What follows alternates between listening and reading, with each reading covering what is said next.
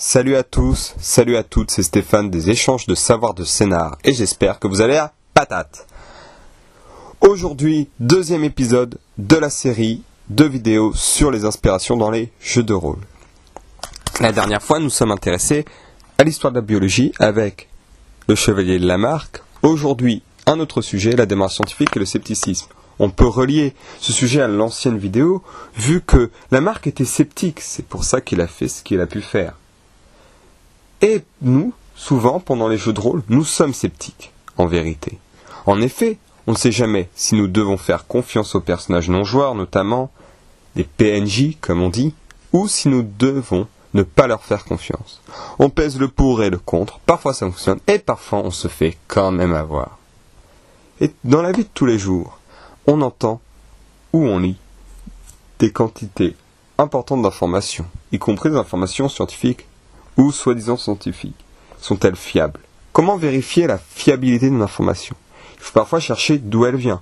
En cherchant sur Google Scholar, par exemple, au lieu de Google tout court, pour accéder aux publications scientifiques. Car il y a différents niveaux de fiabilité sur la nature de la source. En science, le moins fiable, c'est l'opinion.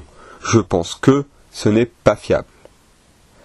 L'anecdote est déjà plus fiable. Quelque chose qu'on a vraiment vu, vraiment vécu, est plus fiable qu'une idée. Un travail scientifique est encore plus fiable, car ça repose sur plusieurs faits qui concordent entre eux. Mais le plus fiable, c'est le consensus scientifique. En effet, quand plusieurs études scientifiques montrent la même chose, qu'une démarche a été faite, qu'une expérience a été vérifiée, c'est ce qu'il y a de plus fiable. J'ai pas dit infaillible, j'ai dit plus fiable. Par exemple, l'évolution des espèces, les changements climatiques avec réchauffement global, renforcés par l'activité humaine, sont des exemples de consensus scientifique. On peut en citer d'autres, bien sûr, qui font plus débat, comme la non-toxicité de la majorité des variétés d'OGM. C'est un sujet qui fâche, et surtout cette non-toxicité n'est pas automatique, car une variété soja a été reconnue allergène et n'a donc pas été mise sur le marché.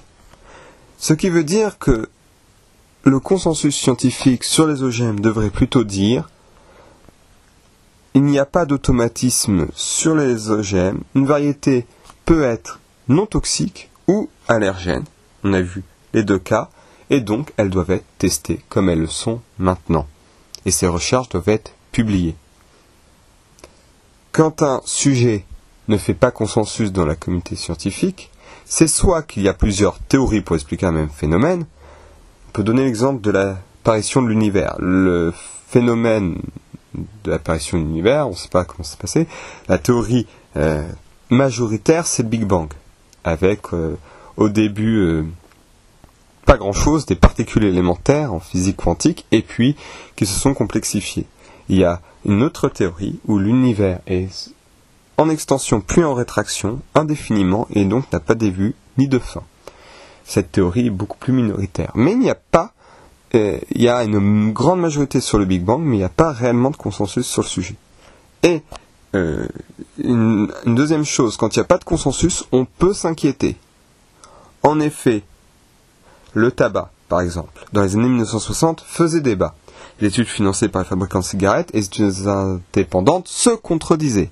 Les États ne sont pas suffisamment inquiétés des enquêtes indépendantes qui étaient pourtant solides scientifiquement. Et aujourd'hui, le consensus scientifique sur la cigarette est très clair. La cigarette augmente le nombre de cancers. Donc, vérifier les informations est vraiment la bonne attitude à avoir.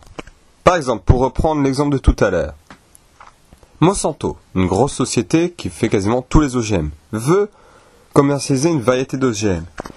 Pour ça, ils sont obligés de faire des études pour prouver qu'elles ne sont pas toxiques. Si leur étude à eux prouve que ce n'est pas toxique, c'est une bonne chose, mais ce n'est pas suffisant si des études indépendantes sérieuses démontrent le contraire.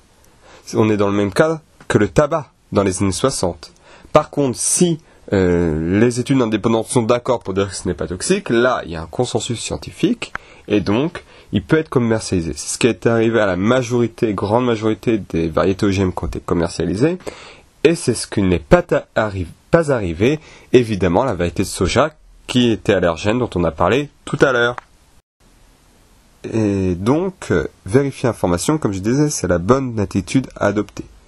C'est le meilleur moyen de lutter contre les charlatans, par exemple, les pseudosciences aussi, et un bon nombre de théories du complot également.